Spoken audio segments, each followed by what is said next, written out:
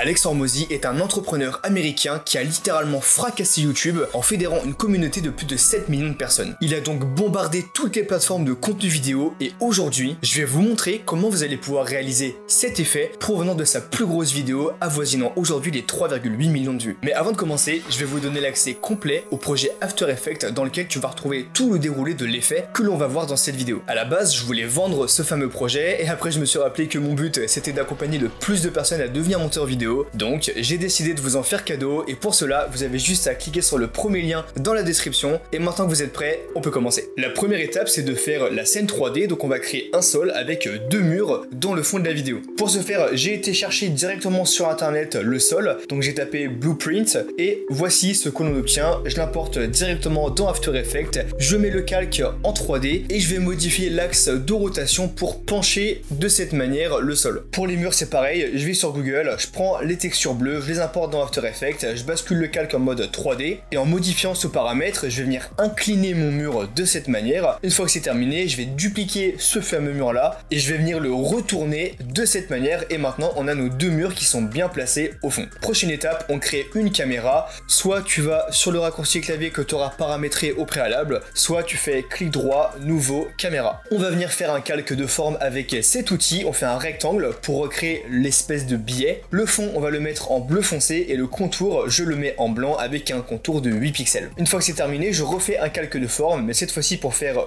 deux petits ronds de part et d'autre du billet avec un grand rond en plein milieu qui viendra accueillir le fameux logo $.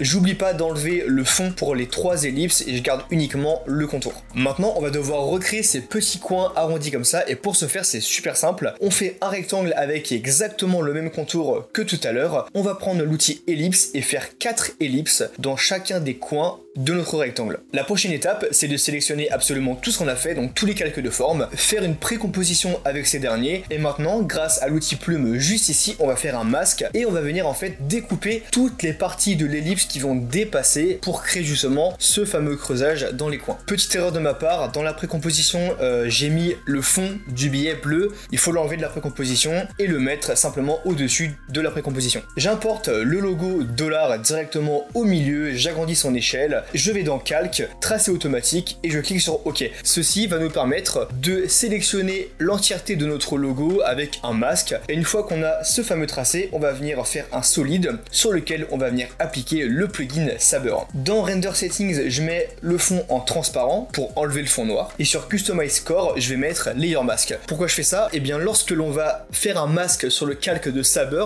ça va créer un contour lumineux. Donc notre but ici, c'est de faire le contour du logo $. Donc ce qu'on va faire, c'est simplement aller récupérer les trois masques que l'on a fait sur le calque de tracé automatique, faire un CTRL-C pour les copier et les coller directement sur le calque de Saber. Voici ce que l'on obtient et en modifiant les paramètres, en enlevant l'allure, etc., on obtient ce petit tracé, ce petit contour du logo $ qui est terminé. Je fais une précomposition avec mes 4 premiers calques pour avoir un seul dossier dans lequel il y a tout le billet. Deuxième partie de l'effet, on va s'occuper de ce qu'il y a derrière le billet avec le premier gros rectangle, donc on va importer cette image là qu'on avait sélectionnée tout à l'heure. On applique l'effet teinte saturation, dans la couche je vais en cyan, comme ça on va pouvoir modifier uniquement la couleur cyan, en l'occurrence vu que c'est bleu, et bien on va pouvoir changer la saturation de cette couleur unique. Une fois que c'est terminé, on va venir faire un calque de forme en ellipse comme d'habitude, en enlevant le contour mais en mettant le fond en couleur jaune. Je vais venir écrire 1 dans la première bulle avec une police d'écriture que j'ai sélectionnée au préalable. Si vous voulez la police d'écriture, et bien elle sera dans le projet qui est dans la description en première ligne. Une fois que c'est fait, je vais venir dupliquer 3 fois mon rond et mon numéro pour ensuite les renommer et on se retrouve avec 4 ronds. Je vais venir ajouter l'effet Perfect Glow, c'est un plugin, je vous le mettrai dans la description, il sera pas dans le projet donc il faudra bien penser à le télécharger à côté. Je modifie les paramètres pour avoir la couleur jaune et j'applique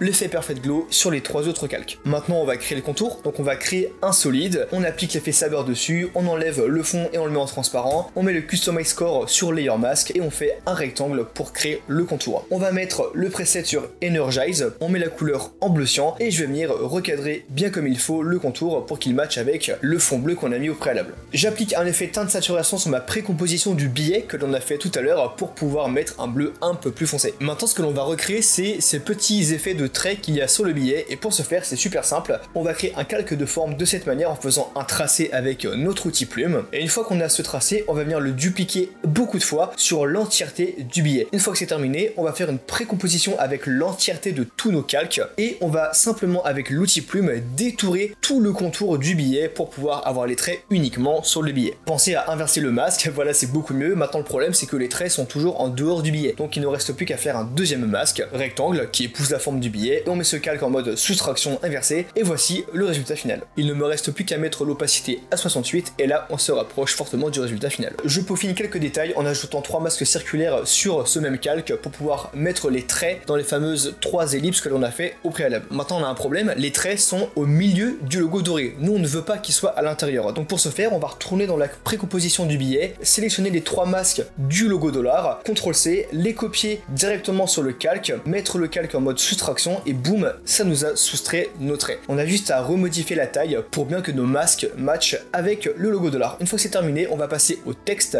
On va écrire level 1 de cette manière avec une police d'écriture en italique. Je m'occupe maintenant du texte du dessous, Fundamentals of Wealth Creation. Je mets ce texte en jaune et maintenant on s'occupe de la flèche. Pour ça, je prends l'outil plume et je fais un calque de forme de cette manière. On met le fond en cyan comme d'habitude, on enlève le contour et on va venir agrandir la flèche pour qu'elle matche comme l'effet d'Hormozy. On met l'effet Perfect Glow comme d'habitude et on va ajouter un effet de bruit fractal que je vais mettre en mode produit et avec les paramètres, je vais créer un peu de texture dans ma flèche et on a un résultat qui est vraiment super stylé. On passe à la suite, on va s'occuper des 2 petits assets juste ici, donc comme d'habitude, on prend le calque de forme avec l'outil plume et on va venir tracer nos 2 formes de cette manière. On a juste à simplement se calquer sur l'effet qu'il y a dans la vidéo d'Hormozy. Et voici le résultat final, on a nos 2 petits calques. Maintenant ce qu'il nous reste à faire c'est changer la couleur du texte de level, on va le mettre en blanc et on va mettre un petit contour bleu de cette manière avant d'ajouter une ombre portée avec l'opacité à 100%, la couleur en bleu, la distance à 0 et le lissage à 25. Voici ce que l'on obtient pour le moment. Maintenant on a un problème, c'est que ça prend beaucoup trop de place dans l'image. Notre but c'est que tous les éléments qu'on a créés soient beaucoup plus loin. Donc pour ce faire on va venir sélectionner tous les calques hormis le calque de mur et le calque de sol et on va venir changer l'angle de vue sur gauche pour ensuite modifier en même temps les calques et les repousser vers le fond. On repasse en par défaut et voilà le résultat, on a un calque qui est beaucoup plus loin. Maintenant le problème, lorsque l'on réactive le sol et les murs, et ben on peut voir que c'est un peu mélangé, le mur passe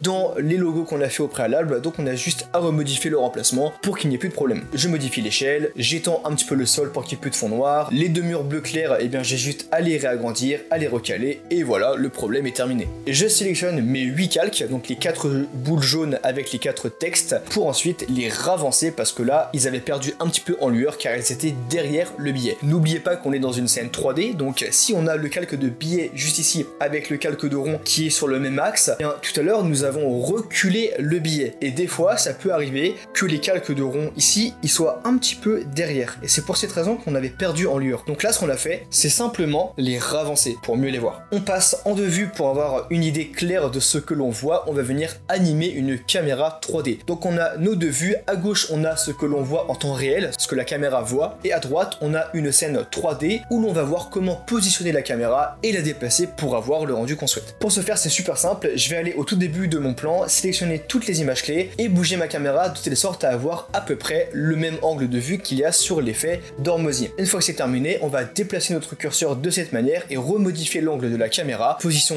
exacte, et maintenant le logiciel il va recréer simplement toutes les images clés entre le début et l'après et ça va nous créer un petit mouvement de caméra de cette manière. Une fois que c'est terminé, on va venir ajouter un calque d'effet et dessus on met l'effet vignette. Voici les paramètres que j'ai utilisés pour l'effet vignette et voici le résultat final. On a une ambiance un petit peu plus profonde je trouve dans la vidéo et ça colle un peu plus avec la vidéo d'exemple d'Hormozy. La prochaine étape c'est de faire une précomposition de tous les assets qu'on a créés hormis le sol, les 2 murs, mur et la partie de gauche juste là. Veillez bien à recocher le calque 3D sur la précomposition parce que lorsqu'on en fait une nouvelle, ça se désactive. Je sais pas pourquoi, mais c'est comme ça. On va venir dupliquer la précomposition, faire une rotation pour créer un peu un effet de miroir. On diminue l'opacité à 52% et là, le but c'est simplement de recréer un effet de reflet dans le sol. Le problème c'est que là, il y a une coupure qui est nette, donc on va venir ajouter un masque, faire un rectangle rose de cette manière et on va modifier le contour progressif pour pouvoir fondre le bas de notre élément dans le sol. Je fais une précomposition de ma flèche en entier, je duplique cette dernière, je re-rentre dans la nouvelle, j'enlève la partie basse de la flèche, je change la flèche toute seule en jaune et je viens la replacer en haut à droite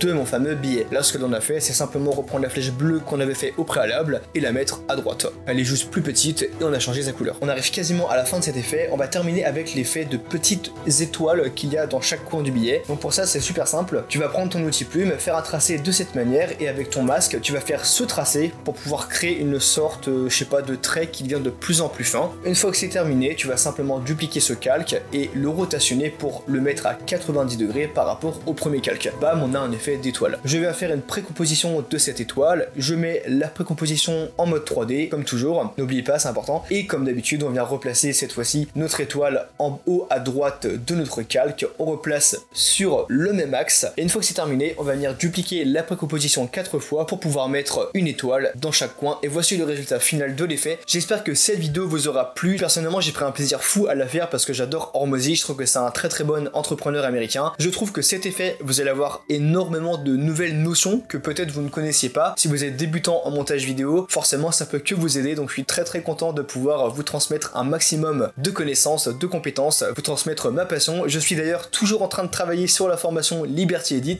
Dans 1 mois et demi, j'ouvrirai ses portes. J'ai trop hâte, vraiment, j'ai quasiment terminé l'entièreté des modules, il ne me reste plus qu'à tourner les vidéos, à monter, et la formation sera terminée. On se retient au courant dans les prochaines vidéos YouTube. C'était Donovan, n'hésitez pas à me donner votre avis sur cette vidéo en commentaire, et on se retrouve pour une prochaine vidéo. Allez, ciao ciao.